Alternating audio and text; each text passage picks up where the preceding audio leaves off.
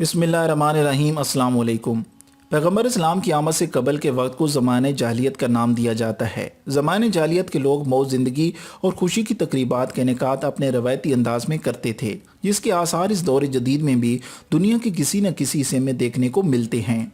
रसूमात का ताल्लुक या तो मज़हब से होता है या फिर सकाफ़त से। हर इलाके, कबीले, हत्ता कि हर ख़ानदान में पाई जाने वाली रस्में एक दूसरे से मुख्तलिफ होती हैं।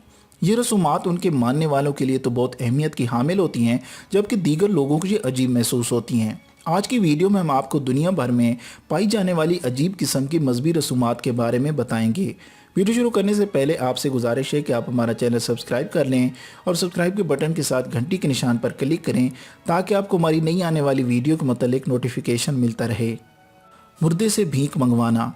इंडोनेशिया के कबायली इलाकों में मुर्दे के अजीज़ वकारिब मुर्दे को सहारा देकर चलाते हैं, और जिस जिस गली या बाजार से मुर्दा गुजरता है लोग उसको पैसे देते हैं। इस तरह मुर्दा अपने दफन के अखराजात खुद इकट्ठे करता है।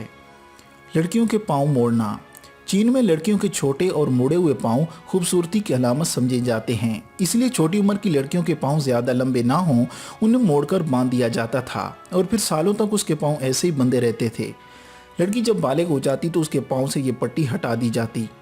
ये रिवाज अमीर ख़ानदानों की लड़कियां अपनाती हैं, जबकि गरीब ख़ानदानों में सिर्फ घर की बड़ी लड़की के पाँव इस तरह बांधे जाते हैं ताकि उसकी शादी किसी अमीर शख्स के साथ की जा सके, जिससे उसके घर वालों की भी माली मदद हो जाए। वगरना वो औरतें जो मेहनत मजदूरी करती हैं वो बंधे हुए पैरों के साथ एक कदम भी चल नहीं सकती। दरख्त से शादी रचाना। हिंदुओं में ये रवायत पाई जाती है कि लड़की की बाकायदा शादी से पहले उसकी शादी एक दरख्त के साथ कर दी जाती है, और शादी के बाद उस दरख्त को काट दिया जाता है। बच्चों के ऊपर से कूदना। स्पेन में साल में एक दिन कैथोलिक ज़ियाफ़त नामी ये त्यौहार मनाया जाता है, जिसमें साल भर में पैदा होने वाले बच्चों को सड़क पर लिटा दिया जाता है और एक शख्स शैतान का रूप धार कर उनके ऊपर से कूदता है ताकि उनको शैतानी खतरात से दूर रखा जा सके।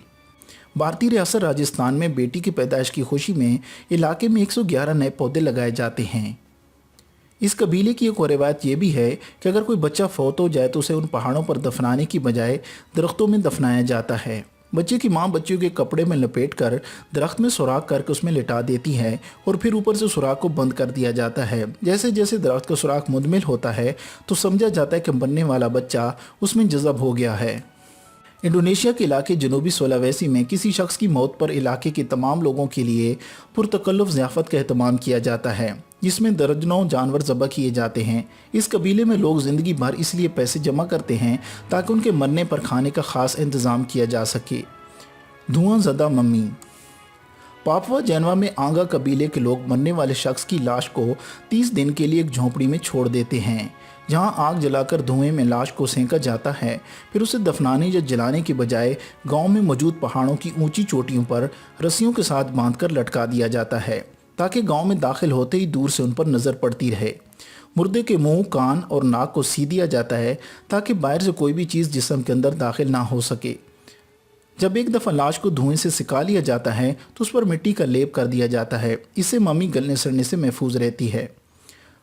गम के इजहार के लिए उंगलियां काटना। इंडोनेशिया में डानी कबीले के लोग किसी के मरने पर रोते हुए न सिर्फ खाक और धुआं अपने चेहरे और सर पर मलते हैं, बल्कि अपने हाथों की उंगलियां काट देते हैं। उंगलियां काटने से पहले उंगलियों के पोरों को 30 मिनट के लिए बांध दिया जाता है।